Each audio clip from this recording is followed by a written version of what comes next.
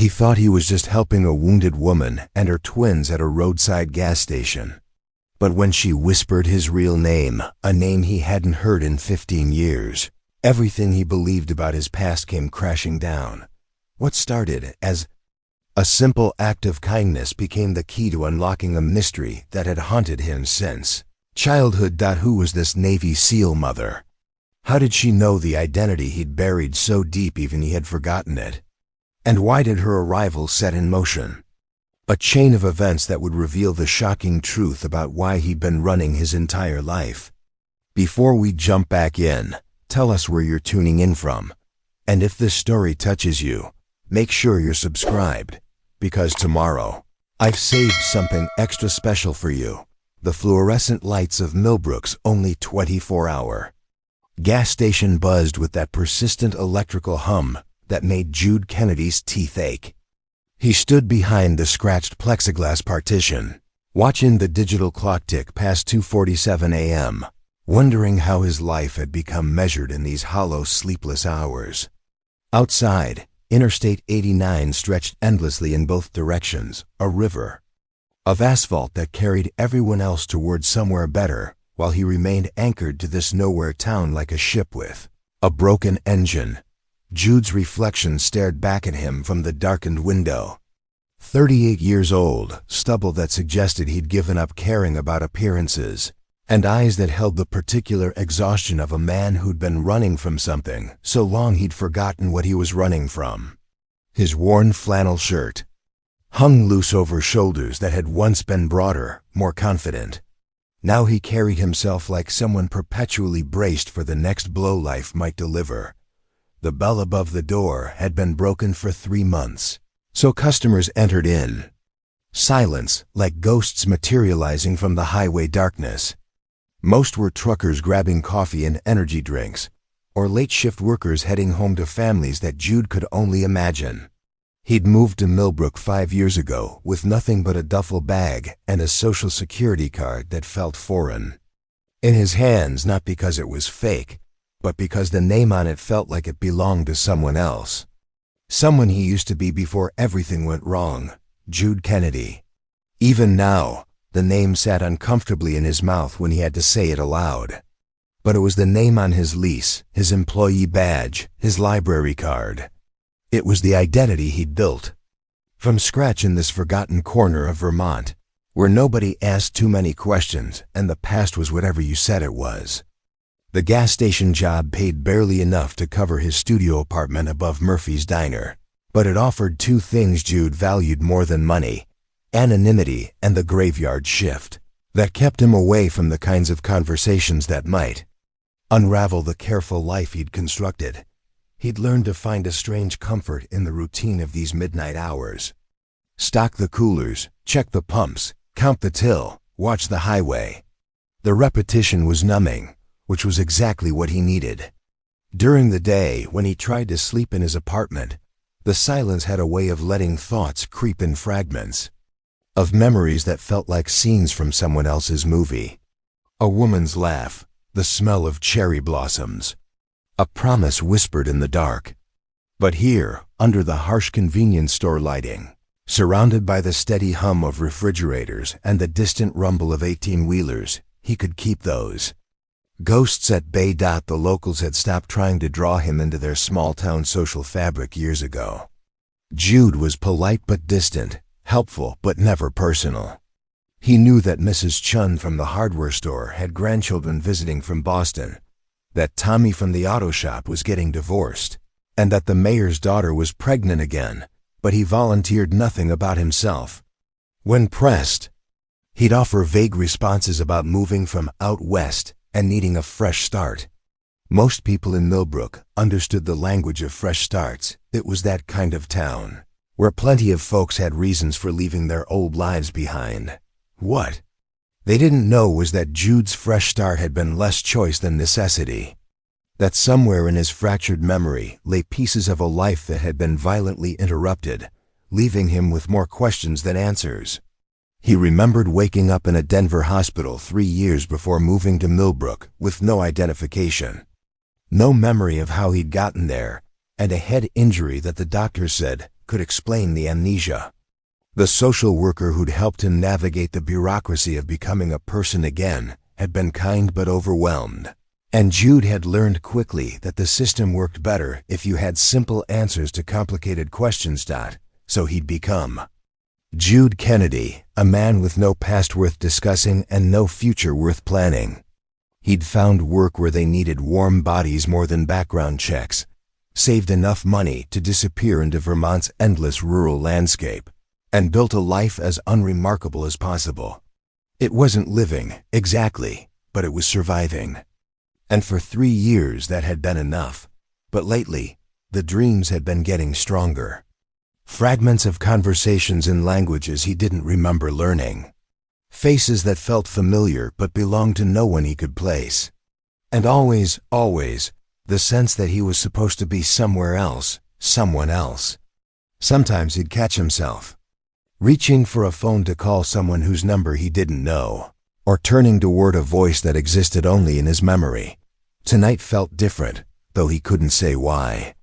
The highway seemed quieter than usual, the air thick with the kind of tension that preceded summer storms.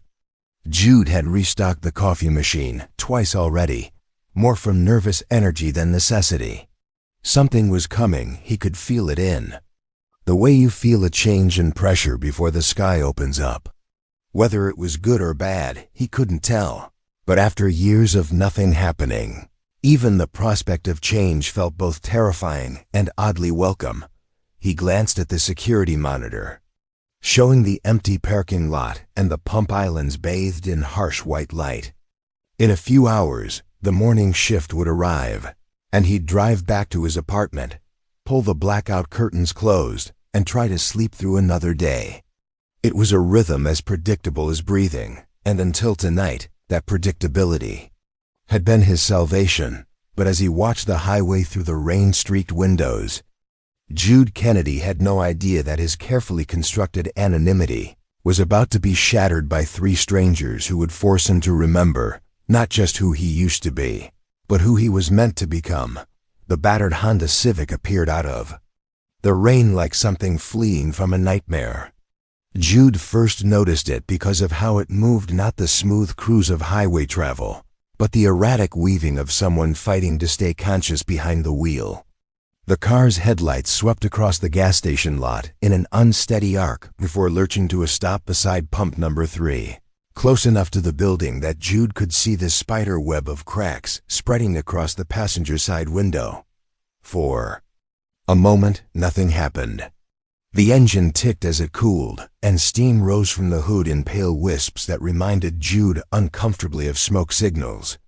Then the driver's door opened, and a woman practically fell out of the car, catching herself against the vehicle's frame with a sharp intake of breath that carried even through the convenience store's thick windows. Jude was already moving toward the door, before his conscious mind had decided to act. Something about the way she held herself, shoulders rigid with controlled pain, head turning in quick, precise sweeps to scan the surroundings, triggered an instinct he didn't know he possessed. This wasn't someone who'd simply had car trouble. This was someone in danger. The woman was tall, maybe 5'8", with the kind of lean muscle definition that spoke of serious physical training. Her dark hair was pulled back in a ponytail that had partially escaped whatever elastic had been. Holding it, and even in the harsh fluorescent light, Jude could see that her olive complexion was several shades too pale.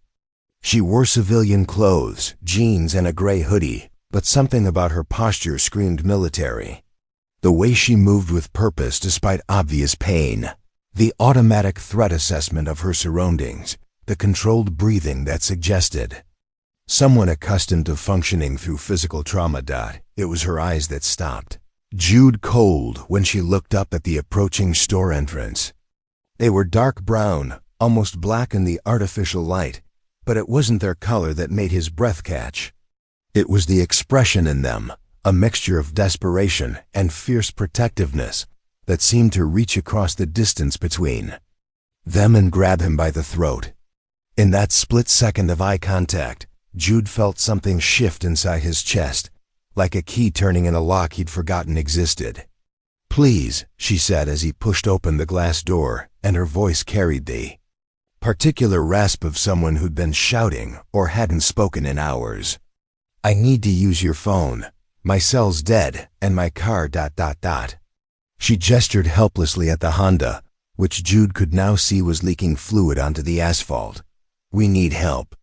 "We?" Jude asked, already pulling his personal cell phone from his pocket. The gas station's landline had been disconnected months ago as a cost-cutting measure, but his manager didn't need to know he was using his own phone to help customers. Preparing and narrating this story took us a lot of time, so if you are enjoying it, subscribe to our channel. It means a lot to us. Now back to the story. The woman's eyes flicked back toward the car, and Jude followed her gaze. For the first time, he noticed movement in the back seat. Two small forms huddled together under what looked like a military-issue blanket. Even through the rain-streaked windows, he could see they were young, maybe 7 or 8 years old, and they were watching their mother with the kind of alert stillness that children develop when they've learned that being quiet might mean staying safe. "My twins," the woman said, and there was something in her voice that made Jude's chest tighten. Not just love, but the kind of protective ferocity that would burn down the world to keep them safe. "They're okay, just scared. We've been driving for ... She paused, seeming to calculate. 14 hours, maybe 15, I lost track." Jude looked more closely at her injuries. There was a cut on her forehead that had been cleaned but needed stitches, and the way she favored her left side suggested bruised or broken ribs. Her knuckles were scraped raw, and there was a bruise on her neck that looked suspiciously like finger marks. Someone had hurt her, recently and badly, but she was still standing, still functioning, still protecting her children. It was the kind of toughness that came from more than just physical training. "Who are you running from?" The question came out before Jude could stop it, and he immediately regretted the directness. But instead of shutting down or deflecting, the woman met his eyes with a look that seemed to see straight through him. "Someone who thinks he owns us," she said simply. "Someone who's wrong." There was steel in her voice now, the kind of quiet confidence that suggested she'd face down worse threats than whoever was chasing her. But beneath that steel, Jude could hear exhaustion, the particular bone-deep weariness that came from carrying too much weight for too long. "I'm Samantha," she said, extending a hand that trembled slightly despite her obvious efforts to control it. "Samantha Dean, and I know this is asking a lot, but do you have somewhere we could sit for a few minutes? The kids haven't eaten since yesterday, and I need to figure out our next move." Jude shook her hand, noting the calluses that confirmed his suspicions about military training, and the wedding ring that caught the light as she pulled away. "Jude," he said automatically. "Jude Kennedy. And yeah, of course, come inside. I've got coffee, and there's food if you're hungry." But as Samantha Dean turned to gather her children from the car, something nagged at the back of Jude's mind. The way she'd said his name, not like she was learning it for the first time, but like she was confirming something she already suspected. And when she'd looked at him, there had been a flicker of something that might have been recognition. Quickly hidden but unmistakably present, he told himself he was imagining things, that the stress of the situation was making him paranoid, seeing connections where none existed. But as he watched Samantha help her twins out of the car, a boy and a girl who moved with the same alert caution as their mother, Jude couldn't shake the feeling that this encounter was less random than it appeared. The children were beautiful, with their mother's dark eyes and hair, but they carried themselves like old souls, like they'd seen things that no 7-year-olds should have to see. They flanked Samantha as she approached the store, each holding one of her hands, and Jude noticed how they automatically positioned themselves to watch different directions, a family unit that had learned to function as a small, mobile fortress. "Thank you," Samantha said as Jude held the door open for them. "You have no idea what this means." But as she passed him, close enough that he could smell the rain in her hair and see the exhaustion lines around her eyes, she whispered something so quietly that he almost missed it. Just 2 words, spoken like a test, like a key offered to a lock she wasn't sure still existed. Thank you, Adrian. The world seemed to tilt sideways. Adrian. The name hit him like a physical blow, resonating in some deep part of his consciousness that he'd thought was permanently buried. For a split second, the fluorescent-lit convenience store faded away, replaced by flashes of memory so vivid they felt like hallucinations. A woman's voice calling that name. A child's laughter, the smell of jasmine and gunpowder. A promise made. In darkness. Jude, Adrian, whatever his name was, staggered slightly, catching himself against the doorframe. Samantha was watching him with those dark eyes, and now he could see what he'd missed before. She knew him. Somehow, impossibly, this wounded stranger knew who he really was. How do you... he began, but she shook her head almost imperceptibly. Not here, she murmured, glancing at her children. Not yet. But we need to talk. And as the automatic door whispered shut behind them, sealing them all inside the bright, artificial sanctuary of the convenience store, Jude Kennedy realized that his carefully constructed life of anonymity had just come to an end. The fluorescent lights seemed different now, less harsh and more like stage lighting illuminating a scene Jude wasn't sure he was ready to perform. He stood frozen by the door for a moment, watching Samantha guide her twins toward the small seating area near the coffee machine. 2 plastic chairs and a wobbly table that he'd never seen anyone actually use in his 3 years working. Here. The name she'd whispered still echoed in his head like a stone dropped in still water, sending ripples through memories he couldn't quite grasp. Adrian. The twins. A boy and a girl who couldn't have been more than 8 moved with the same controlled awareness as their mother, but their exhaustion was more apparent. The girl rubbed her eyes with small fists, and the boy kept glancing toward the snack aisles with the barely contained hunger of a child who'd been good for too long. They were beautiful kids, with their mother's intelligent dark eyes and an alertness that seemed both natural and learned. Emma, Logan, Samantha said softly, settling them into the chairs. Can you stay right here while Mommy talks to the nice man? You can each pick out something to eat in just a minute, okay? Emma, the girl, nodded solemnly and immediately took her brother's hand. Logan, who seemed to be the more outgoing of the 2, looked up at Jude with curious eyes that held no fear, just the kind of open assessment that children made when deciding whether an adult was trustworthy. Are you the gas station man? Logan asked, his voice carrying the slight lisp of missing front teeth. I am, Jude said, surprised by how naturally his voice came out despite the chaos in his head. I work here at night. Do you have chocolate? Milk? Emma asked shyly, speaking for the first time. Something about the simple question, so normal, so beautifully ordinary, seemed to snap Jude back into his body. These children were hungry and scared. Their mother was injured and running from danger, and he was standing there having an existential crisis about a name. Whatever was happening with his identity could wait. Right now, there were more immediate needs. I do have chocolate milk, he said, crouching down to Emma's eye level. And regular milk and juice boxes and probably some of those little donuts. With the sprinkles, what sounds good? The transformation in Emma's face was immediate and heartbreaking, the way hope bloomed across her features like sunrise. It was the kind of expression that suggested she hadn't been asked what she wanted in a very long time, and Jude felt something crack open in his chest, something that had been sealed shut for years. Donuts with sprinkles? She whispered, as if afraid the offer might be rescinded. Definitely donuts with sprinkles, Jude confirmed, and was rewarded with the first real smile he'd seen from either child. Logan, what about you? Can I have chocolate milk and donuts? Logan asked, then quickly added, please. You can have whatever you want, Jude said, and meant it.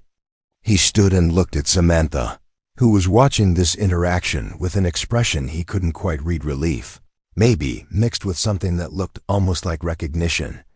"What about you? When's the last time you ate?" Samantha opened her mouth to deflect. He could see it in her posture, the automatic response of someone trained to put others' needs first. But then she seemed to consider her children and changed course.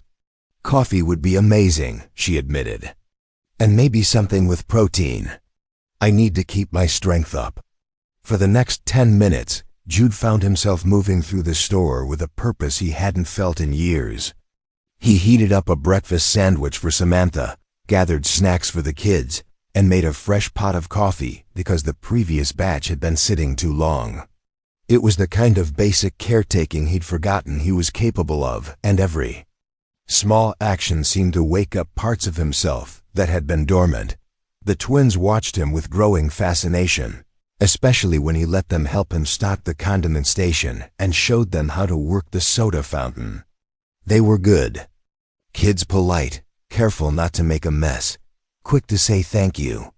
But there was something in their behavior that spoke of recent trauma, a hypervigilance that no children should have to carry.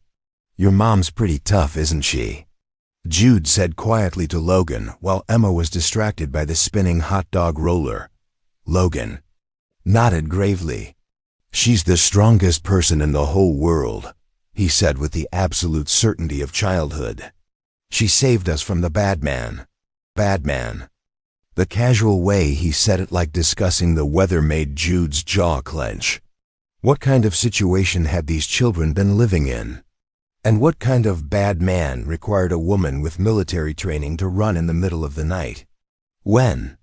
They all sat down together at the plastic table, Jude having dragged over a third chair from behind the counter. Something shifted in the atmosphere of the store. For the first time in 3 years, the space felt less like a place where time stood still and more like a place where life was actually happening. The twins ate with the focused intensity of children who'd learned not to waste food, but they also began to relax, chattering quietly between themselves about the snacks and asking Jude questions about working at night. "Do you get scared here? By yourself?" Emma asked, chocolate milk mustache adding to her serious expression. "Sometimes," Jude admitted, surprising himself with the honesty. "But mostly it's just quiet. I like quiet." "I like quiet too," Emma said. "Loud sounds make me jump now." A casual revelation hit Jude like a punch to the stomach. This little girl had been traumatized enough that unexpected sounds triggered fear responses. He looked at Samantha, who was watching her daughter with the kind of controlled fury that suggested she was holding back thoughts that weren't appropriate for small ears. "Well," Jude said carefully, "it's very quiet here and safe. Nobody's going to bother us tonight." Something in his tone must have conveyed absolute certainty, because both children visibly relaxed. Logan leaned back in his chair, and Emma actually smiled, a real, unself-conscious smile that transformed her entire face. "Jude," Samantha said quietly, and when he looked at her, he saw tears gathering in her eyes. "Thank you. This is... We haven't had a moment to just breathe in 3 days." "3 days?" Jude asked, then caught himself. "Sorry, you don't have to." "No, it's okay." Samantha wrapped both hands around her coffee cup as if drawing warmth from it. "We left Tuesday morning. It took me that long to get everything together without him noticing." She glanced at the twins, who were now examining the scratches on the plastic table with scientific interest. "To get us out safely." The weight of what she wasn't saying settled over the table like a heavy blanket. 3 days of running, of looking over their shoulders, of a mother trying to keep her children safe while nursing her own injuries. And somehow, impossibly, they'd ended up here, in his forgotten corner of Vermont, and she'd recognized him. "Samantha," he said, lowering his voice so the children couldn't hear. "How do you know that name, Adrian?" She looked at him for a long moment, and he could see her weighing how much to reveal, how much truth these circumstances could bear. Finally, she reached into her pocket and pulled out a worn photograph. Keeping it low so the twins wouldn't see Dot, it was a picture of a younger version of himself, maybe 25, wearing military dress blues, standing next to a woman in a wedding dress. The man in the photo had the same features as Jude Kennedy, but his posture was different, more confident, and his eyes held none of the haunted uncertainty that Jude saw in mirrors. This man looked like someone who knew exactly who he was and where he belonged. "Her name was Rebecca," Samantha said quietly, "and you were her big brother. You disappeared 8 years ago after—" She paused, glancing at the children. "After something terrible happened. We've been looking for you ever since." The photograph trembled in Jude's hands as fragments of memory began to surface, not complete scenes, but impressions, feelings. The ghost of a woman's laughter and the weight of responsibility for someone he'd loved more than his own life. His sister. He'd had a sister named Rebecca, and something had happened to her. Something so devastating that he'd lost himself completely. "Is she?" he started to ask, but Samantha shook her head. "Not here," she whispered, glancing meaningfully at Emma and Logan, who were now building a small fortress out of napkins and sugar packets. "But yes, she's waiting for you. She's been waiting for 8 years." And for the first time since waking up in that Denver hospital, Jude Kennedy Adrian felt something that wasn't numbness or confusion or the dull ache of surviving. He felt hope, terrifying and brilliant, rushing through his veins like electricity. Returning to a dead circuit, he wasn't just a man running from a forgotten past. He was someone's brother. Someone who was missed, searched for, loved enough that strangers would recognize him in a gas station in the middle of nowhere. The fluorescent lights hummed overhead, but now they sounded less like static and more like a welcome home. Over the next hour, as the twins slowly succumbed to exhaustion and curled up together on the small bench near the magazine rack, Adrian, he was beginning to think of himself by that name again, learned that his life was far more complicated than a simple case of amnesia and identity loss. Samantha spoke in careful whispers, her eyes constantly monitoring her sleeping children, while she revealed a web of connections that stretched back years before his disappearance. "Rebecca married my unit commander," Samantha explained, cradling her third cup of coffee like a lifeline. "Captain Marcus Thorne. I was her maid of honor, actually. That's how I knew about you." She talked about her big brother constantly. How you'd practically raised her after your parents died. How you'd given up your own military career to make sure she could go to college. Adrian felt another piece slide into place, though the picture it created was still frustratingly incomplete. He could almost see it, a younger version of himself, maybe 19 or 20, working multiple jobs to keep his teenage sister in school. The sense of responsibility felt familiar, like muscle memory, but the specific memories remained maddeningly out of reach. "What happened to Marcus?" Adrian asked, though something in Samantha's expression suggested he might not want to know the answer. Samantha's jaw tightened, and she glanced toward her children to ensure they were truly asleep. "He changed," she said simply.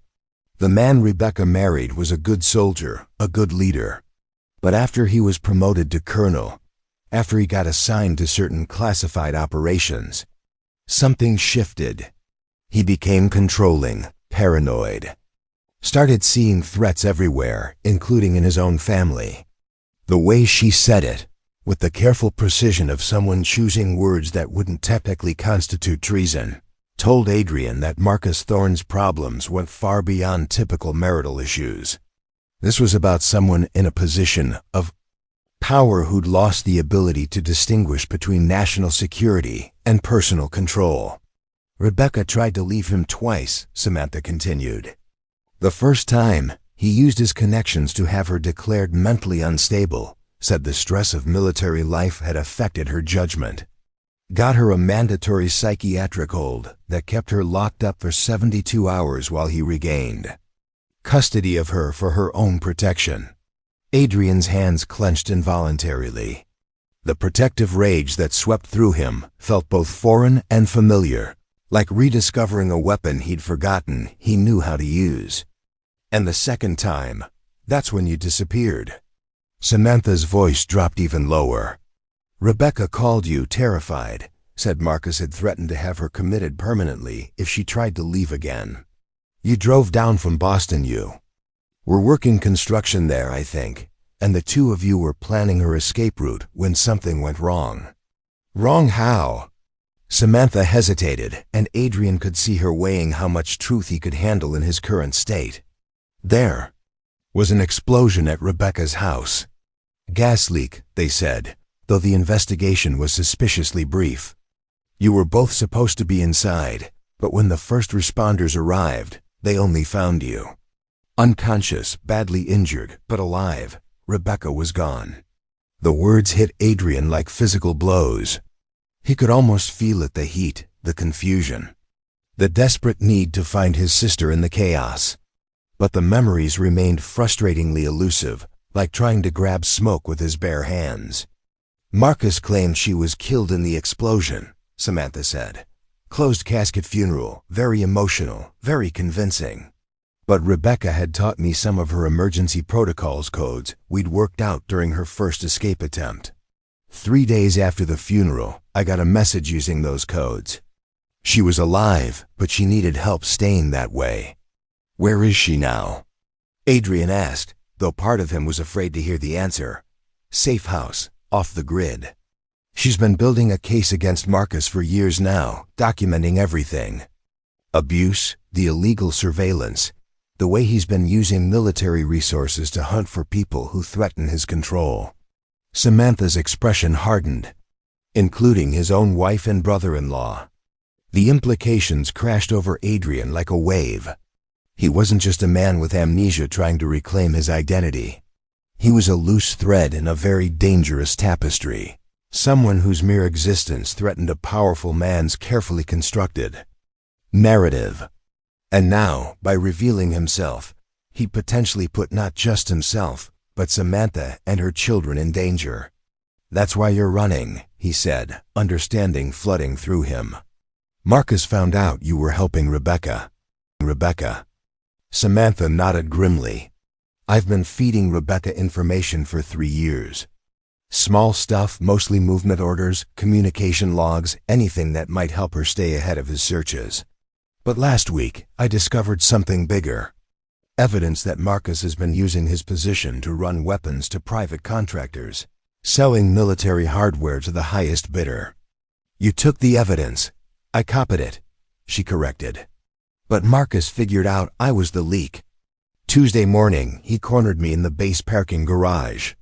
Told me I had a choice: disappear permanently, or watch my children have an accident. That couldn't be traced back to him. Adrian looked at the sleeping twins, Emma with her thumb in her mouth, Logan clutching a small stuffed animal that had seen better days, and felt a surge of protective fury that surprised him with its intensity. These children had done nothing wrong except have a mother brave enough to help an abused woman, and now they were paying the price for one man's corruption and paranoia. So you ran, he said. I grabbed the kids and ran, Samantha confirmed. I've been driving north, trying to figure out where to go, who to trust. Most of my contacts are military, too risky. But Rebecca always said that if something happened to her, if I needed help, I should try to find you. She gave me some of the places you'd talked about, locations that might draw you if you were trying to disappear. Vermont wasn't on that list. Adrian guessed. Samantha smiled ruefully. No, but when I saw the road sign for Millbrook, something clicked. Rebecca used to talk about how you'd always wanted to live somewhere quiet, somewhere you could hear yourself think. This seemed like exactly the kind of place you'd choose. And you just happened to have car trouble at my gas station? The car trouble was real, Samantha said. But when I saw you through the window ... She shook her head. You look different, thinner, more guarded, but you have the same way of moving, the same expression when you're thinking. Rebecca showed me enough pictures that I was pretty sure, but when you helped us without asking questions, the way you interacted with the kids ... I knew. Adrian absorbed this information, trying to reconcile the man Samantha described with the hollow person he'd been for the past 8 years. Someone who'd raised his sister, who'd dropped everything to help her escape an abusive marriage, who'd apparently been willing to die to protect her. That person felt both completely foreign and deeply familiar, like looking at his reflection in water that wouldn't quite hold still. "There's something else," Samantha said, and her tone suggested this was the part she'd been dreading. "Marcus isn't just looking for Rebecca anymore. He's actively hunting for you. He knows you survived the explosion, knows you're out there, somewhere with whatever memories you might have recovered. And now that he's discovered I've been helping Rebecca, he'll assume I'm trying to contact you." "Meaning he'll be looking for all of us," Adrian said. "Meaning we need to be very careful about our next moves," Samantha agreed. "Because if he finds us before we can get this evidence to the right people, before we can expose what he's been doing." She trailed off, but the implication hung heavy in the air. Adrian looked around the gas station that had been his refuge for 3 years. The security cameras that didn't quite cover all the angles. The location that was remote enough to provide anonymity, but also isolated enough to be vulnerable. For the first time, his carefully chosen hideout felt less like sanctuary and more like a trap. "How long do you think we have?" he asked. Samantha checked her watch. "He'll have noticed we're missing by now. Started tracking our movements. If he's as good as I think he is, and if he's really focused on finding you, double quote, she met his eyes. Maybe 12 hours before he narrows down our location. Less if we're unlucky." Adrian felt the weight of decision settling on his shoulders. The same weight he'd apparently carried 8 years ago when he'd chosen to help his sister. The same weight that had led him to this moment of reckoning. He could try to disappear again, help Samantha and the twins get somewhere safe, and then vanish back into anonymity. Or he could finally face the truth about who he'd been, who he was meant to be, and what that meant for the people who needed his help. Looking at the sleeping children, at their mother's exhausted but determined face, Adrian realized that the choice had already been made the moment he decided to help them. He was done running from himself. "Then we need to move fast," he said, "and we need to get you to Rebecca." The first sign of trouble came disguised as routine. Adrian was helping Samantha gather the twins' few belongings when a pair of headlights swept across the gas station lot, moving too slowly for normal highway traffic. The black SUV that pulled up to pump number 2 looked like every other government vehicle Adrian had ever seen, clean, unremarkable, and filled with people who wore their authority like expensive cologne. "Get down," Samantha whispered, immediately dropping below the window line. Her military training kicked in instantly, and she moved Emma and Logan away from the glass with practiced efficiency. "Adrian, kill the lights, now." But Adrian was already moving, his own instinct surfacing from whatever buried part of his memory still remembered how to survive. He hit the main light switches, plunging the store into relative darkness, leaving only the emergency lighting and the glow from the refrigerated cases. Through the windows he could see 2 men getting out of the SUV, both wearing dark suits that screamed federal agent or military intelligence. How did they find us so fast? Adrian breathed, crouching beside Samantha behind the counter. "License plate readers," she said grimly. "Traffic cameras. Marcus has access to every surveillance system from here to the Canadian border. I was hoping we'd have more time before he narrowed down our location." Emma was awake now, her small face pale, with the kind of fear that spoke of recent experience with dangerous men in dark suits. Logan stirred but remained half asleep, and Samantha kept a protective hand on each child while scanning the store for alternative exits. "There's a back door," Adrian said, reading her thoughts. "Leads to the service area behind the building. But we'd have to cross open ground to reach your car, and they've probably got the lot covered." Through the windows they could see the 2 men conferring by their vehicle. One was speaking into a radio, while the other examined the broken Honda Civic with professional interest. Even from their hiding position, Adrian could tell these weren't local law enforcement. Their movements were too coordinated, too military. And their attention to detail suggested they were specifically hunting for Samantha and her children. "They're not coming in yet," Samantha observed. "Which means they're waiting for backup or trying to confirm we're actually here." As if summoned by her words, the radio behind the counter crackled to life, the emergency frequency that connected the gas station to local dispatch. Adrian had never heard it used for anything more serious than asking about road conditions. But now a crisp, authoritative voice filled the silence. "Millbrook Station, this is Federal Marshal Davidson. We have credible intelligence that a suspect wanted in connection with a national security investigation may be in your vicinity. We need to speak with whoever's working the night shift." Adrian and Samantha exchanged glances. The voice belonged to one of the men outside, and calling himself a federal marshal was a clever touch. It gave him legal authority that most civilians wouldn't question while avoiding the jurisdictional complications of claiming to be military. "You don't have to answer," Samantha whispered. "But if you don't, they'll know something's wrong."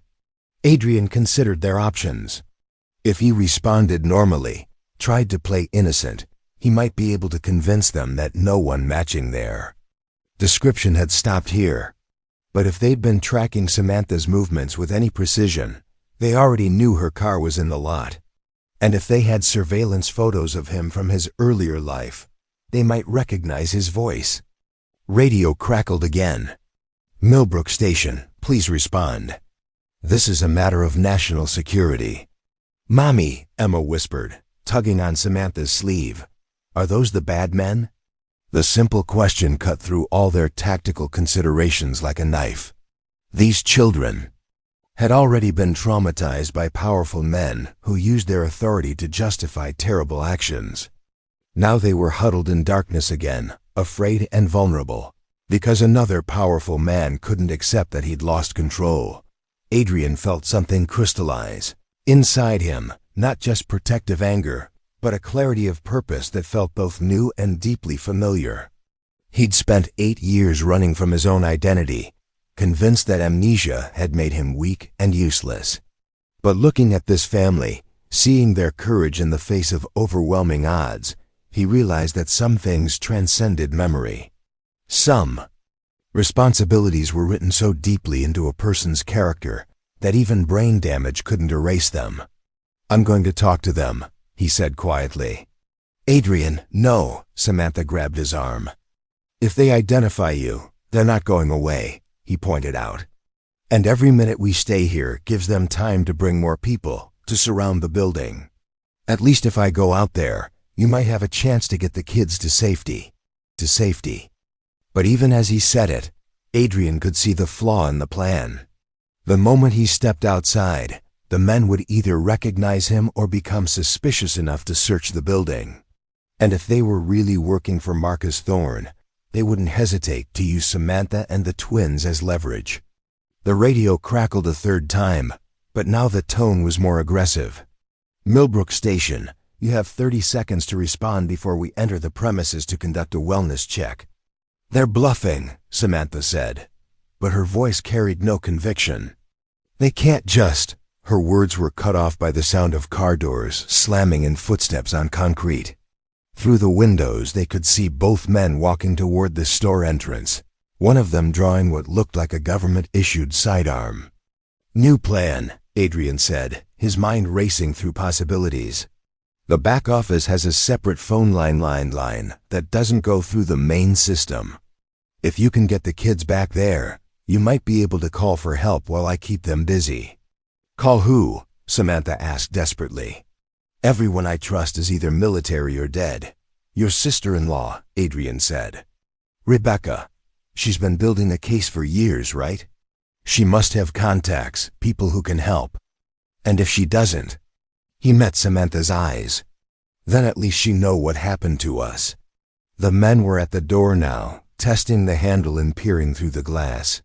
In the dim emergency lighting, Adrian could see they were both young, fit, and moving with the kind of tactical awareness that suggested extensive training. These weren't just federal agents. They were specialists, the kind of people Marcus would send when he needed a job done quietly and completely. "Adrian," Samantha said, and her voice carried a weight that made him look at her directly. "If something happens to me, if they take me, promise me you'll protect Emma and Logan. Get them to Rebecca. She know what to do." The request hit him like a physical blow. She was asking him to take responsibility for her children, to become the kind of person who could keep them safe in a world where powerful men used violence to maintain control. 8 years ago, he might have been that person. But now, with his fractured memories and uncertain identity, could he really promise to protect 2 innocent lives? Looking at Emma and Logan, Emma trying to be brave despite her obvious terror. Logan finally waking up and instinctively moving closer to his mother, Adrian realized that his doubts didn't matter. These children needed protection, and he was the only one available to provide it. Whether he remembered how to be a protector or not, he would have to learn again, quickly. "I promise," he said, and meant it completely. The door handle rattled more insistently, and one of the men began speaking into his radio again, probably requesting permission to breach the entrance. They had maybe 60 seconds before the situation escalated beyond any hope of peaceful resolution. "Back office," Adrian said. "Now, I'll try to buy you time to make that call." But as Samantha gathered her children and began moving toward the rear of the store, the sound of additional vehicles in the parking lot made all of them freeze. Through the windows they could see more headlights, at least 2 more SUVs. Maybe 3. Marcus Thorne hadn't sent a small reconnaissance team. He'd sent an army, and they were completely surrounded. The tactical team moved with the precision of a military operation that had been planned down to the second. Adrian watched through the store windows as black-clad figures emerged from the vehicles, spreading out to cover every possible exit route. These weren't the government agents who might ask questions first and shoot later. These were Marcus Thorne's private contractors, the kind of men who solved problems permanently and without oversight. 8 of them, Samantha whispered from behind the counter, her voice carrying the hollow tone of someone calculating impossible odds. Maybe more. Full tactical gear, night vision, communications. She looked at her children, both now wide awake and clinging to each other with the silent terror of those who had learned that safety was always temporary. "We can't fight our way out of this." The front door's lock mechanism suddenly clicked, followed by the soft pneumatic hiss of the automatic door opening. No one had used a key or broken the glass. Someone had simply overridden the electronic systems remotely, demonstrating the kind of technical capability that turned a simple gas station into a high-tech prison. "Adrian Blackwood," a voice called from the entrance, calm and professional. "We know you're in here. We also know you're harboring Petty Officer Dean and her children. This doesn't have to end badly for anyone." Adrian felt the world tilt at the sound of his full name. Blackwood. Not Kennedy, not even just Adrian, his complete identity, spoken with the casual authority of someone who knew exactly who he was and why he mattered. 8 years of careful anonymity dissolved in an instant, leaving him feeling naked and exposed under the fluorescent lights. The man who stepped into the store was older than the others, maybe 50, with gray temples and the kind of bearing that spoke of decades in uniform. He wore civilian clothes but moved like career military, and when his eyes swept the store, they found Adrian's hiding place immediately.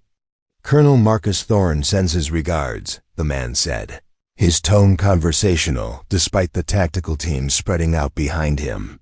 "He's been very concerned about your welfare since your disappearance. 8 years is a long time to be missing, especially when there are so many people who care about your well-being." "Stay back," Adrian said, standing slowly with his hands visible but ready to move. "These people have done nothing wrong." The man smiled, and it was the kind of expression that never reached the eyes. Petty Officer Dean has stolen classified military intelligence and fled her duty station. Her children are being transported across state lines by a woman wanted for treason. And you, his smile widened. You're a ghost who's been dead for 8 years, which makes you a very interesting problem indeed. Adrian felt Samantha tense beside him, felt Emma and Logan pressing against their mother as the reality of their situation became clear. There would be no negotiation here, no appeal to law or justice. Marcus Thorne had sent these men to clean up loose ends, and loose ends didn't get trials or due process. What do you want? Adrian asked, though he already knew the answer. Simple, the man said. You come with us quietly, and Petty Officer Dean and her children get to disappear somewhere safe and anonymous. New identities, clean records, a chance to start over somewhere Colonel Thorne will never find them. He paused, letting the offer sink in. Or you make this difficult, and they become unfortunate casualties of a terrorist incident that will be thoroughly investigated and quickly forgotten. The choice was elegant in its cruelty. Adrian could sacrifice himself to save the family he'd promised to protect, or he could resist and watch innocent children pay the price for his stubbornness. It was exactly the kind of impossible decision that Marcus had probably used to control Rebecca. Cooperation purchased with threats to people who mattered more than your own life. You're lying, Samantha said, her voice steady despite the tremor in her hands. Marcus doesn't make deals, he eliminates problems. The man's expression didn't change. Colonel Thorne has no interest in harming military families unnecessarily. You have information he needs contained, and Adrian here represents a security risk that needs to be managed. Once those concerns are addressed, he shrugged. What happens to you becomes irrelevant to his interests. Adrian looked at Emma and Logan, both trying so hard to be brave despite their obvious terror, and felt something break inside his chest. These children had already lost so much: their sense of safety, their ability to trust that adults would protect them, their childhood innocence about the world's capacity for evil. Now they were about to lose their mother, and possibly their lives, because he couldn't remember how to be the kind of man who could save them. 8 years ago, apparently, he'd been someone worth hunting. Someone dangerous enough that Marcus Thorne had tried to kill him with an explosion that was supposed to look like an accident. But that man felt like a stranger now, a character from someone else's story. The person standing in this gas station was just Jude Kennedy, a nobody who stocked shelves and made coffee and had spent 3 years hiding from his own shadow. Adrian, Samantha said quietly, and when he looked at her, he saw not fear but determination. Remember what I told you about Rebecca, about why you came to help her in the first place. But that was exactly the problem: he didn't remember. The photograph had triggered impressions, fragments of feeling, but no clear memories of who he'd been or what had made him brave enough to challenge someone like Marcus Thorne. How could he protect this family when he couldn't even remember how to protect himself? Time's up, the man said, and suddenly the store was full of armed figures moving with tactical precision. Red laser dots danced across the walls, and Adrian could hear the barely audible whisper of radio communications as the team coordinated their positions. Wait, Adrian said, raising his hands higher. I'll come with you. Just let them go. They don't know anything useful. Actually, the man said, Petty Officer Dean knows quite a lot. Deployment schedules, communication protocols, financial records that Colonel Thorne would prefer remained confidential. She's been a very busy intelligence asset for your sister. The casual mention of Rebecca hit Adrian like a physical blow. His sister was still alive, still fighting, still building her case against the man who'd tried to destroy both their lives. But she was also still in danger, and now the people trying to help her were being systematically eliminated. Where is she? Adrian demanded. Where's Rebecca? The man's smile returned. Safe for now. But her safety depends very much on your cooperation. You see, Adrian, you're not just a loose end to be tied up. You're bait for a much more valuable fish."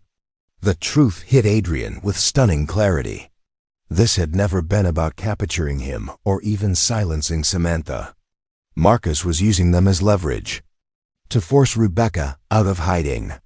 The sister who'd spent 8 years believing her brother was dead would risk everything to save him, just as he'd once risked everything to save her. "She doesn't even know I'm alive," Adrian said desperately. "She will soon," the man replied. "Colonel Thorne is a patient man, but his patience has limits. Your sister has been building a case against him for years, gathering evidence, making contacts with people who ask uncomfortable questions. That ends now." Adrian felt the weight of impossible choices crushing down on him. If he surrendered, Marcus would use him to trap Rebecca, probably killing all of them once she was captured. If he resisted, Emma and Logan would die in the crossfire, along with their mother. And if he tried to escape, he'd be abandoning the only real connection to his past, while ensuring that Marcus's hunt for his sister would continue. For 8 years, he'd lived with the dull ache of not knowing who he was supposed to be. Now faced with the destruction of everything he'd inadvertently come to care about, he realized that identity wasn't about memory, it was about choice. Who you chose to protect, what you chose to fight for, how you chose to face the darkness when it came for the people you loved. "Emma, Logan," he said quietly, crouching down so he could look at them directly. "Remember what I told you about this place being safe? I meant it. And sometimes, keeping people safe means doing scary things." Emma nodded solemnly, though tears were streaming down her face. Logan reached out and grabbed Adrian's hand, his small fingers surprisingly strong. "Are you going to fight the bad men?" Logan whispered. Adrian looked at the tactical team surrounding them, at the professional killers who'd reduced his life to a simple equation of leverage and elimination. He thought about Rebecca, somewhere out there fighting a war she couldn't win alone. He thought about Samantha, who'd risked everything to help a friend and protect her children. And he thought about the man he'd apparently been 8 years ago, someone brave enough to challenge Marcus Thorne, someone who'd rather die than let evil triumph. Maybe he couldn't remember being that person, but he could choose to become him. "Again, yes," Adrian said simply. "I'm going to fight the bad men." The tactical team leader's expression hardened. "Last chance, Blackwood. Come quietly, or everyone dies." Adrian stood slowly, feeling something shift inside him, not memory returning, but purpose crystallizing.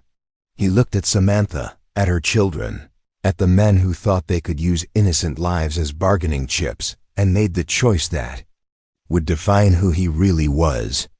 "Then I guess everyone dies," he said. And for the first time in 8 years, Adrian Blackwood stopped running from himself. The first gunshot shattered the fluorescent lights, plunging the store into darkness. In that instant of chaos and confusion, as tactical teams struggled to maintain their positions and civilians tried to find cover, Adrian discovered that some skills transcended memory. He still knew how to fight, but as bullets began flying and the situation spiraled beyond any hope of peaceful resolution, one terrible question remained. Would remembering how to be a warrior be enough to save the people who mattered most? The darkness would provide the answer. The moment the lights died, Adrian's body moved with an instinct that bypassed conscious thought entirely. His hand found Samantha's shoulder, guiding her and the twins toward the floor behind the counter, while his mind automatically cataloged threats, cover positions, and tactical advantages. The muscle memory was still there, buried beneath 8 years of amnesia, but surfacing now like air bubbles rising from deep water. "Stay low, move toward the back office," he whispered, his voice carrying an authority that surprised even him. "There's a reinforced door back there, steel frame, good locks. Get inside and barricade it." "What about you?" Samantha asked, but Adrian was already moving, using the maze of store aisles to put distance between himself and the tactical team while they struggled to adapt to the sudden darkness. The emergency lighting cast everything in red shadows, turning the familiar convenience store into an alien landscape of sharp angles and uncertain depths. Adrian could hear boots on linoleum, the whispered commands of men trying to coordinate without revealing their positions, the subtle click of weapons being readied for close-quarters combat. 8 against 1 were impossible odds, but Adrian had one advantage they didn't expect. He knew this building better than they did. 3 years of midnight shifts had taught him every creaking floorboard, every blind spot in the security camera coverage, every structural weakness in the aging building. More importantly, he knew where the circuit breakers were located, where the propane tanks for the outdoor grills were stored, and which walls were load-bearing and which were just decorative partitions. The first tactical mistake the team made was assuming they were hunting a desperate civilian. When Adrian's elbow connected with the temple of the man moving down aisle 3, dropping him silently to the floor, the entire dynamic of the engagement shifted. Suddenly they weren't dealing with a helpless victim. They were facing someone who knew how to turn a convenience store into a battlefield. "Contact rear, man down," someone whispered into a radio, and Adrian smiled grimly as he appropriated the fallen man's sidearm. Glock 17, full magazine, one in the chamber. The weight felt familiar in his hands, like greeting an old friend whose name he'd forgotten, but whose presence he still recognized. The second mistake was splitting their forces to cover multiple angles. Adrian used the store's layout to his advantage, moving through gaps in the shelving that were too narrow for men in full tactical gear, appearing behind them when they expected him to be ahead, using the refrigerated cases as both cover and concealment while he picked off isolated targets. "Where the hell is he?"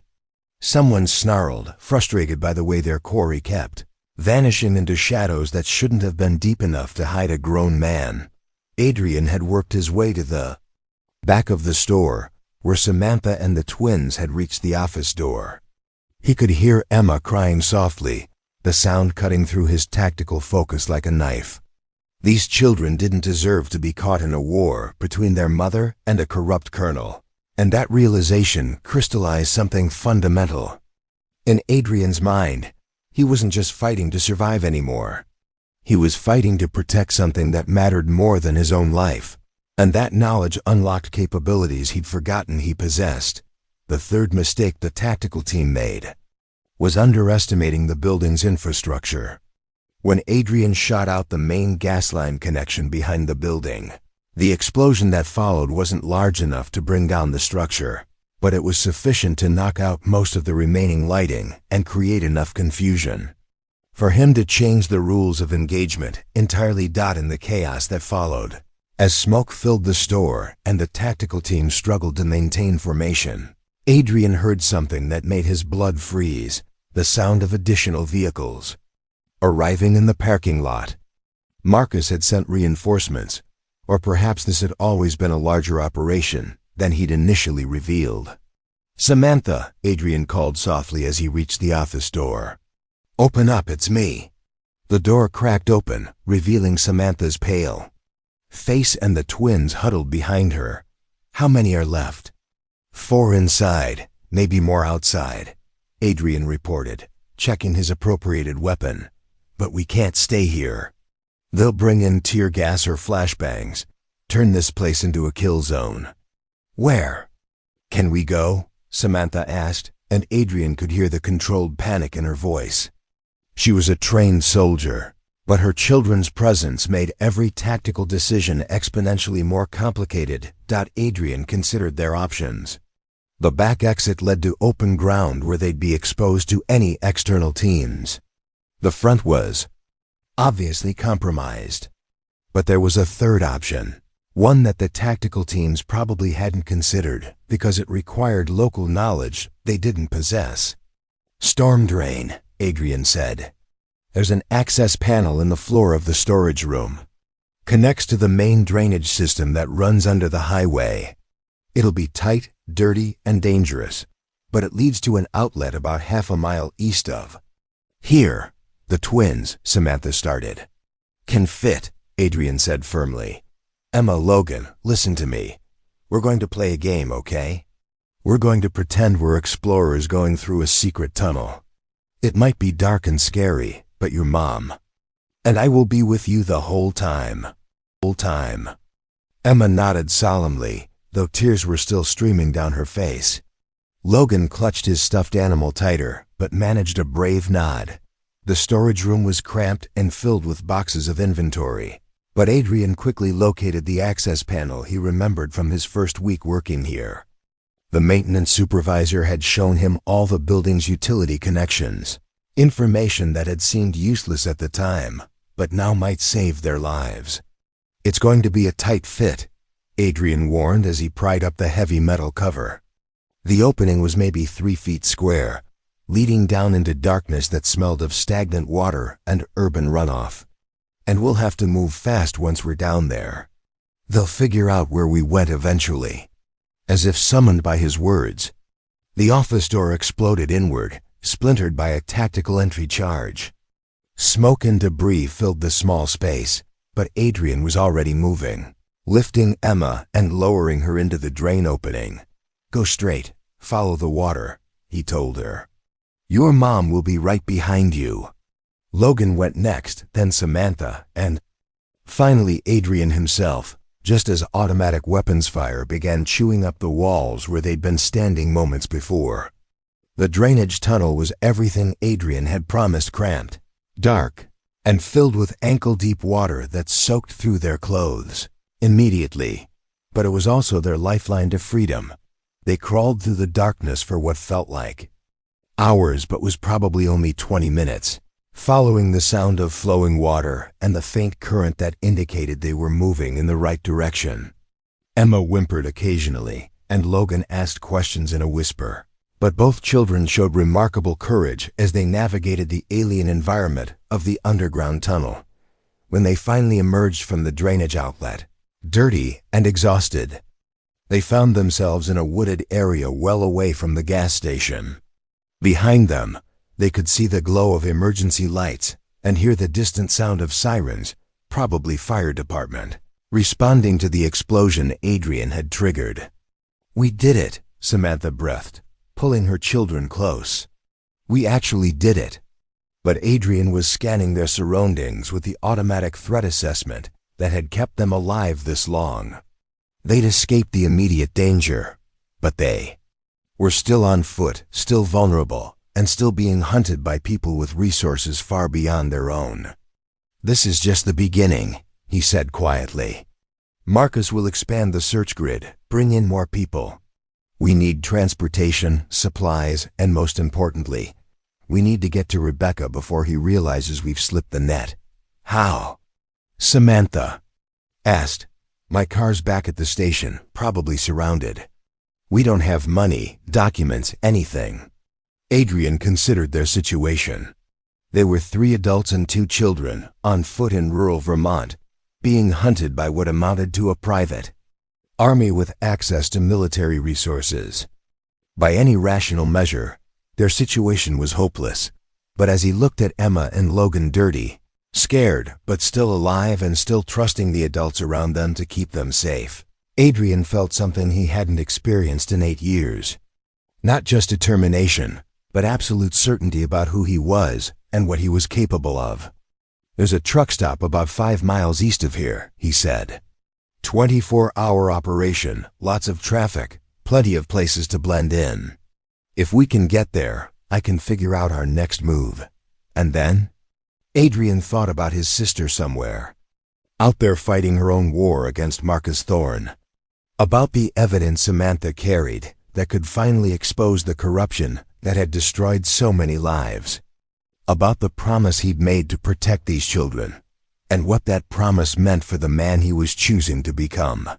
Then we stop running, he said, and we start fighting back.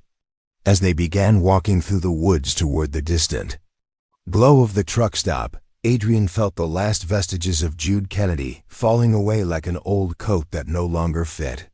He might not remember everything about who Adrian Blackwood had been, but he understood now who Adrian Blackwood needed to be. Someone who didn't abandon people who needed help. Someone who kept promises, especially the ones made to children. Someone who understood that courage wasn't the absence of fear, it was the decision to do what was right despite the fear. Behind them, the gas station burned against the night sky like a funeral pyre for the man he used to be. Ahead lay uncertainty, danger, and the kind of fight that could get them all killed. But for the first time in 8 years, Adrian Blackwood knew exactly where he was going. He was going home. The truck stop at Pine Ridge Junction looked like every other highway oasis in America, a sprawling complex of fuel pumps, fast food restaurants, and a convenience store that stayed open all night for the endless stream of long-haul drivers crossing the continent. But to Adrian, it represented something much more valuable: anonymity in numbers and the kind of organized chaos where 5 fugitives could disappear among hundreds of travelers. They approached carefully, using the tree line to observe the facility before committing to exposure. Adrian counted at least 40 vehicles in the parking areas, from 18-wheelers to family RVs, with a steady flow of people moving between the buildings. More importantly, he didn't see any of the black SUVs or tactical teams that had surrounded the gas station. "We need clothes, food, and a way to contact Rebecca," Adrian said, mentally cataloging their priorities. "And we need to do it without leaving a digital trail that Marcus can follow." Samantha nodded, understanding the operational requirements, even as Emma and Logan pressed closer to her sides. The children had been remarkably brave during their escape, but the adrenaline was wearing off now, leaving them exhausted and overwhelmed by everything that had happened. There, Samantha pointed to a family coming out of the main building, parents with 2 children roughly the same age as Emma and Logan. "If we can blend in with other families. Good thinking," Adrian agreed. "But first we need to clean up. You and the kids look like you've been crawling through storm drains." It took an hour of careful maneuvering, but they managed to use the truck stop's facilities to wash the dirt from their faces and hands, and Adrian used cash from the gas station register money he'd grabbed during their escape to buy basic supplies from the convenience store. Clean clothes from the souvenir section, energy bars, bottled water, and most importantly, a prepaid cell phone that couldn't be traced to their identities. As they sat in a corner booth of the truck stop diner, looking like any other family traveling. Late at night, Adrian watched Samantha dial a number she'd apparently memorized. Her hands shook slightly as she waited for someone to answer. "Rebecca?" she said quietly into the phone. "It's Sam. We found him. Yes, he's here. We need help." Adrian couldn't hear the other side of the conversation, but he could see the emotions playing across Samantha's face: relief, urgency, and something that might have been fear. After several minutes of whispered conversation, she hung up and looked at him with an expression he couldn't quite read. "She wants to talk to you," Samantha said. "But Adrian, there are things you need to know first. Things about what really happened 8 years ago." "What kind of things?" Samantha glanced at Emma and Logan, who were focused on their French fries, but clearly listening to every word. "Not here. She's given me an address, a safe house about 3 hours north. She'll meet us there and explain everything." They found transportation in the form of Jake Morrison, a long-haul trucker from Montana, who was heading north with a load of construction equipment. Adrian approached him carefully, spinning a story about car trouble and needing to get his family to a relative's house. Jake was the kind of man who'd probably helped stranded travelers before, and when Adrian offered him $200 cash for the ride, he agreed without asking too many questions.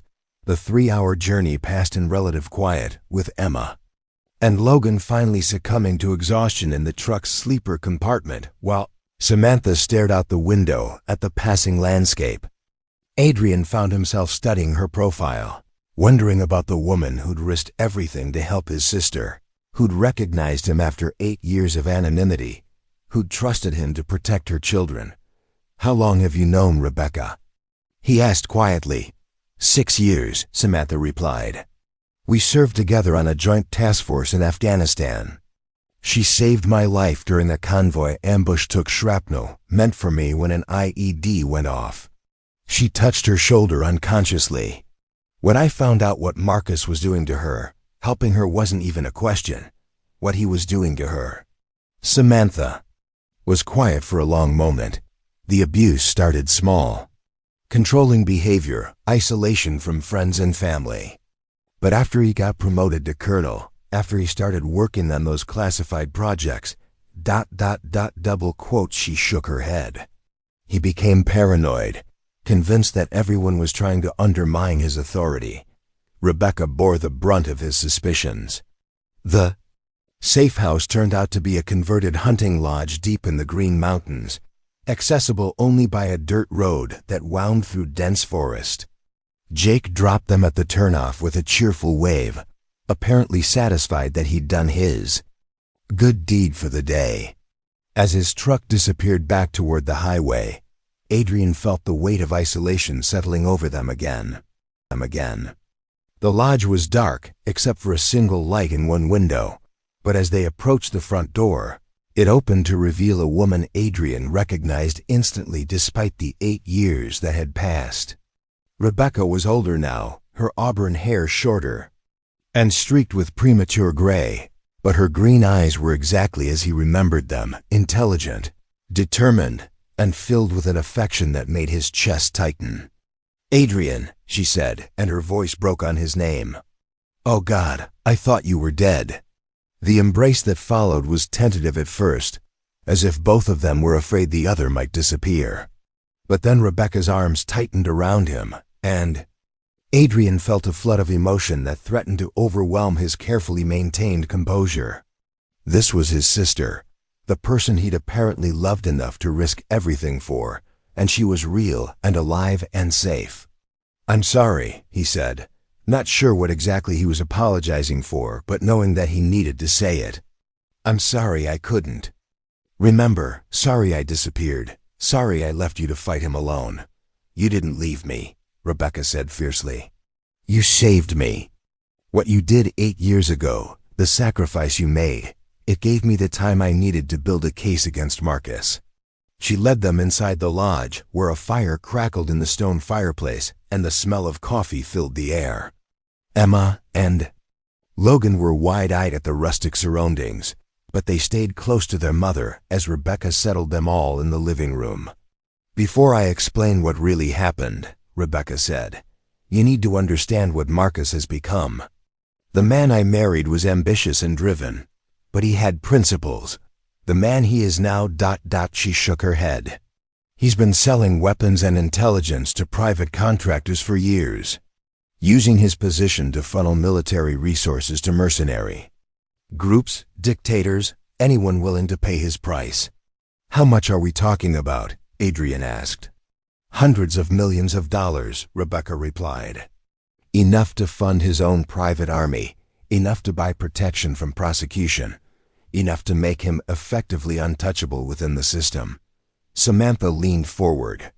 "That's why the evidence I took is so important. Financial records, communication, logs, shipping manifests, everything needed to prove the scope of his operation. But it's also why he's so desperate to eliminate anyone who threatens his security," Rebecca continued. "When I first tried to leave him, when I started gathering evidence, he realized that I represented an existential threat to everything he'd built." Adrian felt pieces of the puzzle clicking into place.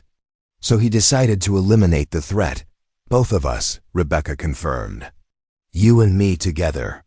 He knew that as long as either of us was alive, as long as we could testify about what we'd seen, he'd never be completely safe." The fire popped in the fireplace, and outside the wind rustled through the pine trees. Emma had fallen asleep against her mother's side, and Logan was fighting to keep his eyes open, despite his obvious fascination with the story unfolding around him. "Tell me about the explosion," Adrian said quietly. Rebecca's expression grew distant, and when she spoke, her voice carried the weight of 8 years of guilt and grief. "We were supposed to meet at my house that night. You'd driven down from Boston, and we'd planned my escape route down to the last detail. But Marcus came home early from what was supposed to be a week-long training exercise. He knew, Adrian said. He'd been monitoring my communications, tracking my movements. He knew about the escape plan, knew you were coming. Rebecca's hands clenched in her lap. When you arrived, he was waiting. Adrian could feel something stirring in the depths of his memory, not clear images, but impressions of danger, of walking into a trap he should have seen coming. The explosion wasn't an accident, Rebecca continued. Marcus had rigged the house with enough explosive to level the entire structure. His plan was simple: kill both of us, claim we died in a tragic gas leak, and use our deaths to cement his position as the grieving widower and brother-in-law. But something went wrong, Samantha said.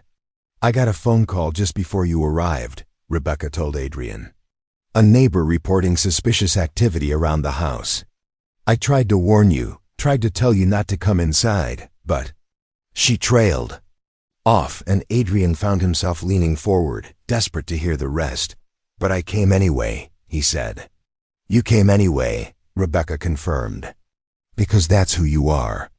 You've never been able to walk away from someone who needed help, even when helping meant putting yourself in danger.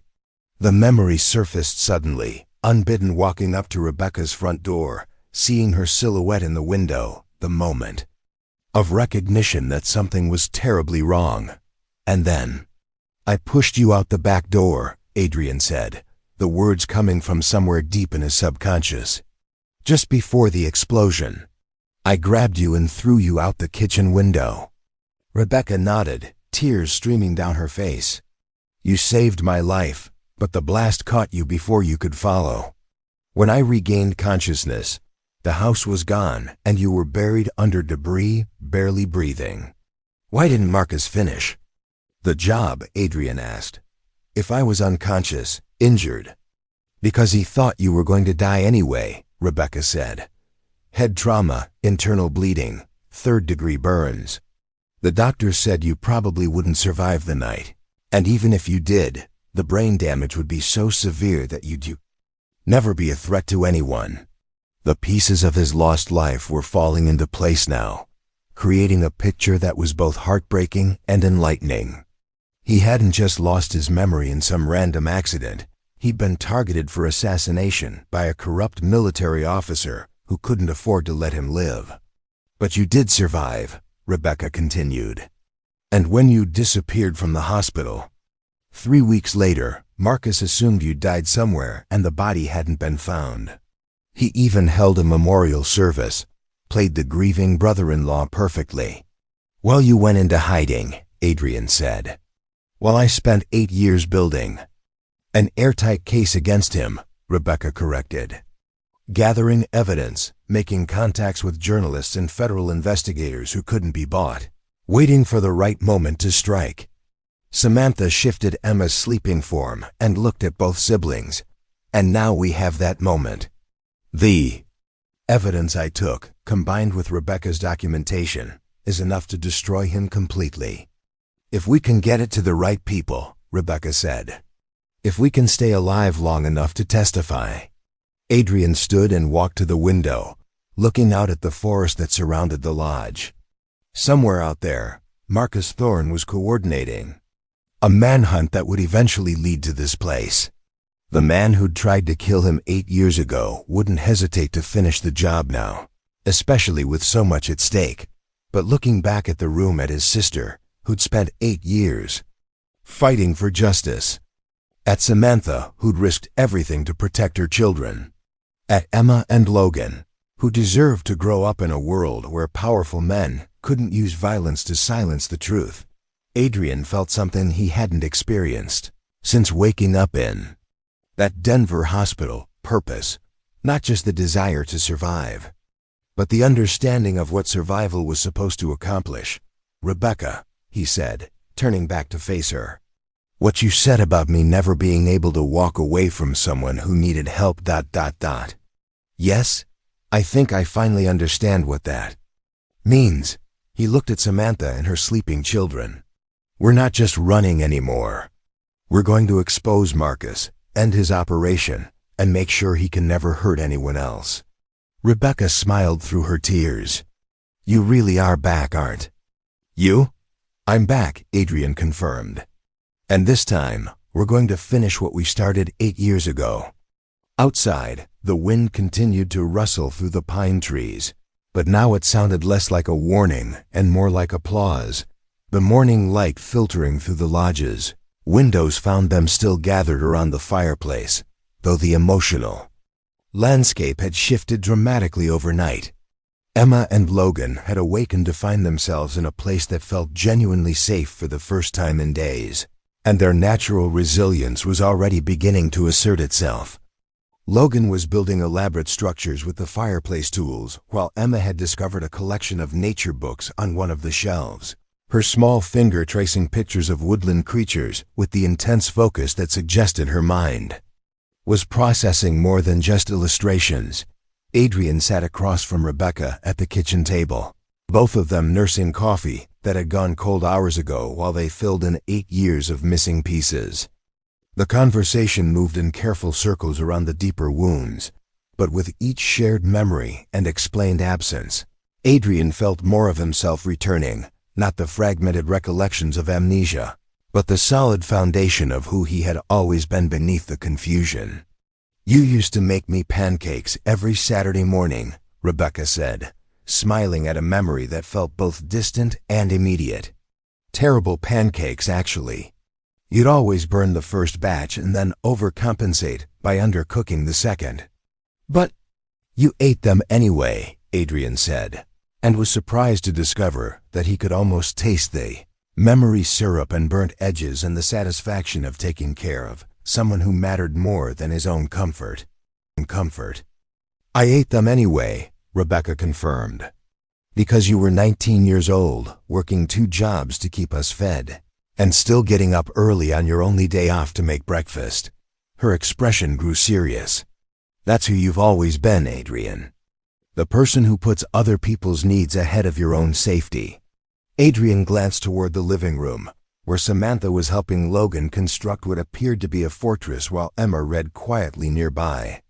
Is that why you think I helped them? Some kind of genetic predisposition to get involved in other people's problems? I think you helped them because they needed help, Rebecca said simply. And because walking away from people in trouble isn't something you're capable of. It wasn't 8 years ago, and it isn't now. The truth of that settled over Adrian like a comfortable weight. For 3 years, as Jude Kennedy, he'd felt adrift, undefined, existing without purpose beyond simple survival. But watching Emma's animated discussion of forest ecosystems with her mother, seeing Logan's determination to build something beautiful out of random objects, he understood that purpose had never been about memory, it had been about choice. The choice to see suffering and respond to it, to recognize vulnerability and step forward to protect it. Tell me about the plan, Adrian said. How do we actually bring Marcus down? Rebecca pulled out a thick folder from a briefcase that had been sitting by the fireplace. I've spent 8 years building relationships with people who can't be bought or intimidated. Federal prosecutors who specialize in military corruption. Investigative journalists who've been following the weapons trafficking story.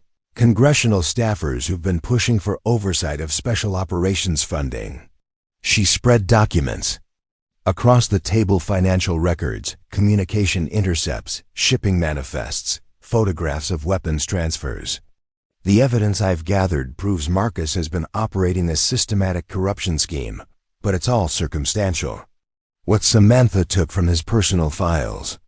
She looked toward the living room. That's the direct proof we need. Bank account numbers, communication with foreign buyers, operational details that can't be explained away as legitimate military activity. And once we have it all together, we deliver it simultaneously to 6 different agencies and news organizations, Rebecca said. FBI, DOJ, Pentagon Inspector General, Congressional Oversight Committee, Washington Post, and 60 Minutes.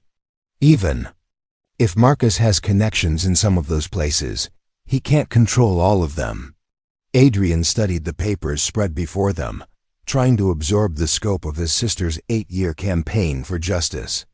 "You've been planning this for a long time." "I've been planning this since the day I realized you were alive," Rebecca said quietly. "When you disappeared from the hospital, when Marcus assumed you were dead, I knew I had a responsibility to finish what we'd started. Not just for my own sake, but for yours." The weight of that dedication, 8 years of careful preparation, of living in shadows and building cases while he'd been stocking convenience store shelves in ignorant anonymity, made Adrian's chest tighten with a mixture of gratitude and guilt. "I should have been there to help you," he said. "You were helping me," Rebecca replied.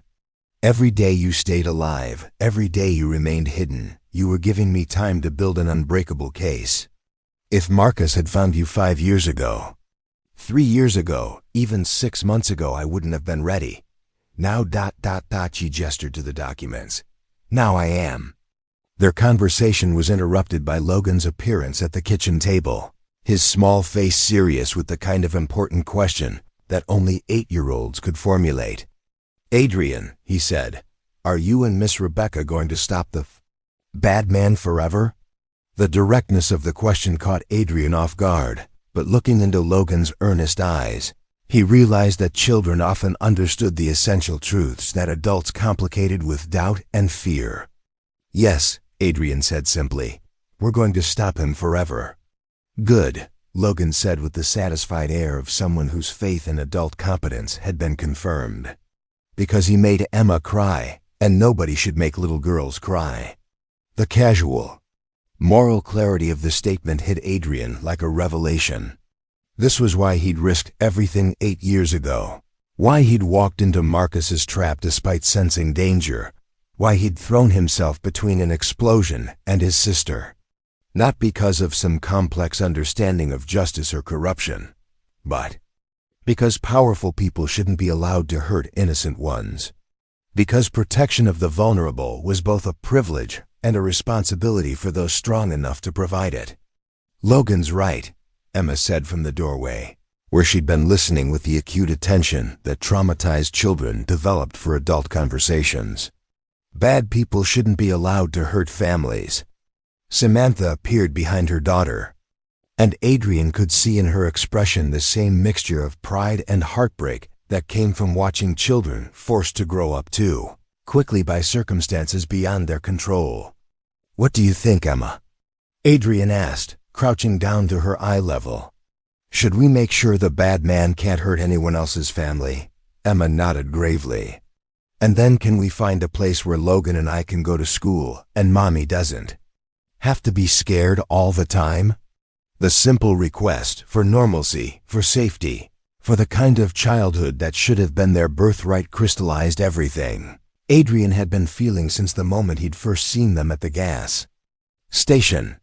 These children deserved better than a life spent running from their mother's courage and doing the right thing. "Yes," he said, making a promise that felt as fundamental as breathing. "We're going to find you that place." The rest of the day passed in careful preparation. Rebecca and Samantha worked together to organize the evidence that would destroy Marcus's operation, while Adrian found himself naturally falling into the role of protector and entertainer for the twins.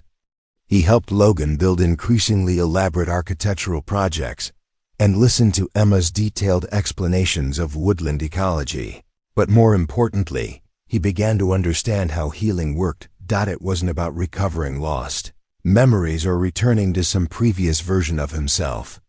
It was about accepting that identity emerged from actions and choices, from the daily decision to be the kind of person who protected rather than harmed, who built rather than destroyed, who chose courage over safety when the situation demanded it. That evening, as they sat around the fireplace again, Logan fell asleep with his head on Adrian's shoulder while Emma curled up next to her mother. The domestic tranquility felt both fragile and profound, a family formed not by blood or legal ties, but by shared danger and mutual protection. "You know," Samantha said quietly, "when I first recognized you at the gas station, I wasn't sure you were really the same person Rebecca had described." You seemed so diminished, like you'd forgotten how to take up space in the world. Adrian considered that observation. Maybe I had. But watching you with the kids, seeing how you've stepped up to protect us, double quotes, she paused. I think amnesia might have actually given you something valuable. A chance to choose who you wanted to be, rather than just accepting who you'd always been. What do you mean? Rebecca told me stories about the man you were before, responsible, protective, always putting others first. But there was also a sadness to it, like you carried the weight of everyone else's problems without ever allowing yourself to be cared for. In return, Samantha looked at Emma, then back at Adrian.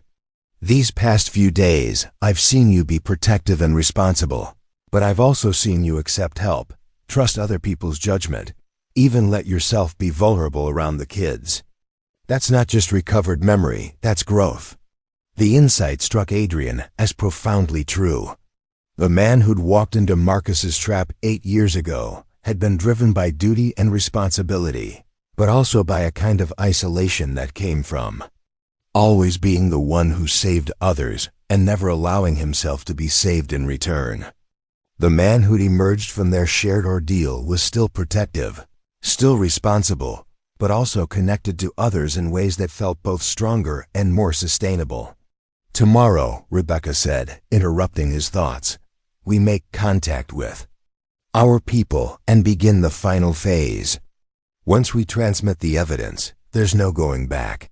Marcus will know we're alive, know what we have, and he'll throw everything he's got at stopping us. How long until it's over? Adrian asked. If everything goes according to plan? 72 hours from transmission to arrest warrants, Rebecca replied. But plans have a way of not surviving contact with reality.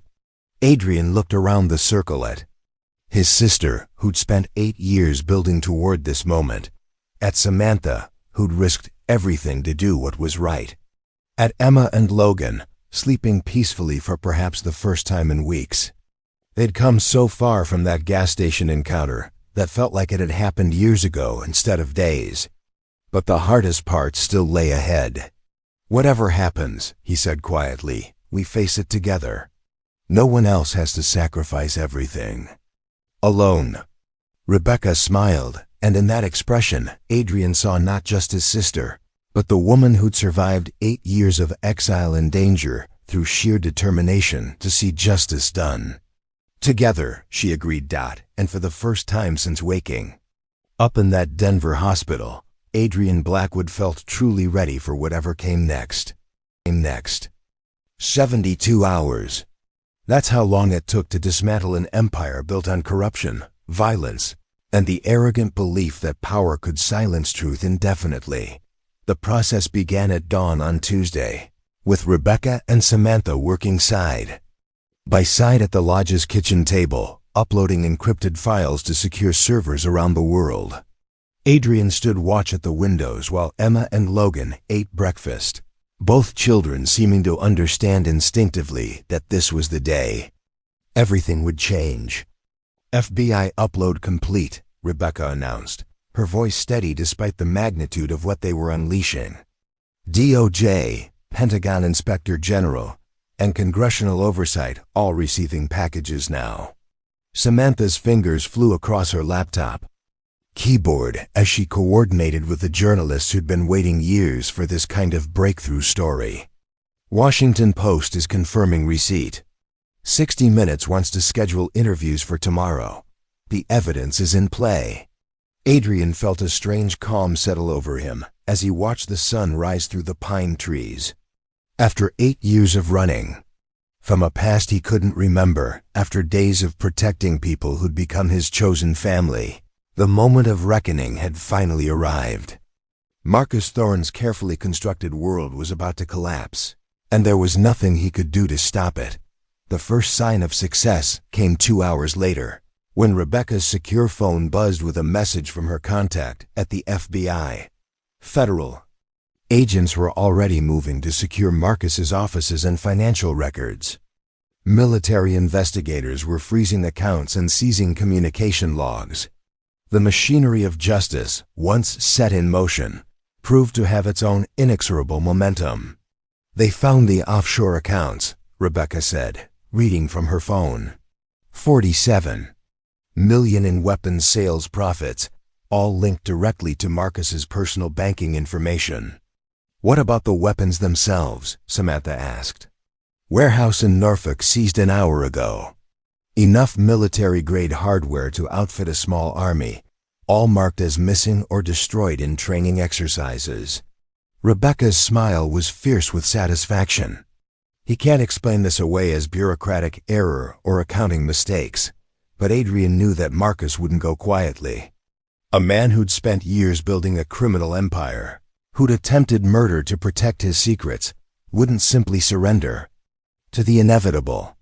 The real test would come when Marcus realized his world was crumbling and decided what he was willing to do to take others down with him. The call came at noon. Adrian's prepaid cell phone rang with a number he didn't recognize, but when he answered, the voice was unmistakably familiar, the same cold authority that had filled the gas station 3 nights ago. Adrian Blackwood, Marcus Thorne said, and his tone suggested a man who'd moved beyond anger into something much more dangerous. I have to admit, I'm impressed. 8 years of amnesia, and you still managed to destroy everything I built. You destroyed it yourself, Adrian replied, motioning for the others to listen. The moment you decided that power gave you the right to hurt innocent people.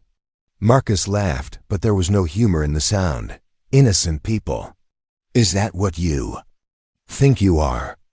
Do you know how many soldiers died because of the weapons I sold to the wrong people? How many operations were compromised because I provided intelligence to the highest bidder? That's on you, not us, perhaps. But it's also in the past now. Isn't it? The question is what happens next. Marcus's tone shifted, becoming almost conversational. You see, Adrian, you've put me in an interesting position. I can accept my fate, spend the rest of my life in federal prison, and let you and your little family disappear into witness protection. Or I can ensure that you understand the true cost of heroism. I still have resources, Adrian. People who owe me favors, assets that aren't officially connected to my name. And I know exactly where you are. Adrian felt his blood turn to ice. You're bluffing, am I? Pine Ridge Hunting Lodge, 47 Timber Creek Road. Rebecca's been using it as a safe house for 3 years now. I've known about it almost the entire time. But I let her think she was hidden because it served my purposes to have her contained in one location. The casual revelation that their sanctuary had been compromised all along hit Adrian like a physical blow. He looked at Rebecca, saw the same realization dawning in her eyes. They'd walked into another trap. What do you want? Adrian asked. Simple. You have 1 hour to deliver yourselves to me. You, Rebecca, and the woman with the evidence.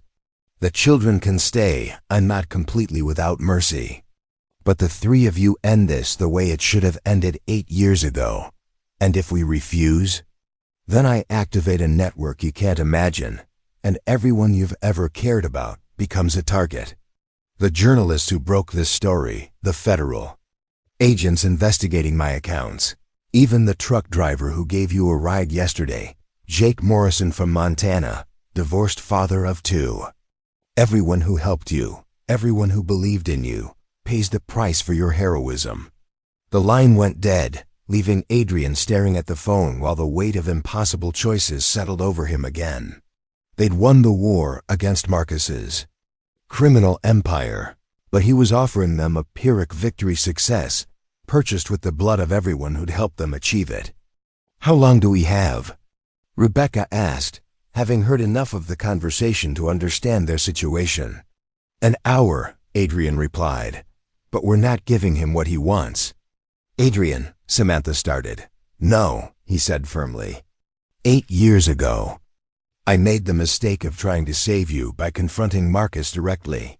I walked into his trap because I thought courage meant facing danger alone. He looked around the room, at Rebecca, at Samantha, at Emma and Logan watching from the couch with the alert tension of children who understood that the adults were afraid. But real courage isn't about individual heroism. It's about trusting other people to help carry the weight. Rebecca caught on first. The evidence is already out there. Even if Marcus kills all of us, he can't stop the investigation now. But he can hurt innocent people if we don't give him a target, Samantha pointed out. Then we give him a target, Adrian said. Just not the one he's expecting. The plan that emerged over the next 30 minutes was both simple and audacious. Instead of surrendering to Marcus or trying to run, they would turn his own tactics against him. Rebecca contacted her federal allies and provided Marcus's location. He'd been operating from a private estate in upstate New York that wasn't officially connected to his name. Samantha reached out to the journalists who were already working the story, giving them real-time access to Marcus's threats and demands. Most importantly, Adrian made a decision that felt like the culmination of everything he'd learned about himself since that night at the gas station. Emma Logan, he said, kneeling down beside the couch. I need you to be very brave for a little while longer. Your mom and Rebecca and I have to go take care of the bad man, but we're not going alone this time. Are you coming back? Emma asked, her small hand finding his. Yes, Adrian said without hesitation. I'm coming back because I have a promise to keep, remember? I promise to help you find a place where you can go to school and your mom doesn't have to be scared anymore. The final confrontation took place not in some dramatic showdown, but in the mundane setting of a federal courthouse parking garage. Marcus arrived alone, apparently believing that Adrian and the others would honor their agreement to surrender. Instead, he found himself surrounded by FBI agents, with news cameras rolling and federal prosecutors, reading charges that would ensure he never threatened anyone again. Adrian watched from a distance, as the man who'd stolen 8 years of his life, who'd terrorized his sister and threatened innocent children, was finally held accountable for his crimes. There was no satisfaction in the moment, no sense of revenge fulfilled. Just the quiet relief that comes when a long burden is finally set down. Is it really over? Samantha asked, holding Emma and Logan close as they watched the news coverage from the safety of a federal building. It's over, Rebecca confirmed. Marcus is looking at life in prison. His network is being dismantled, his accounts frozen, his weapons deals exposed. He'll never hurt anyone again.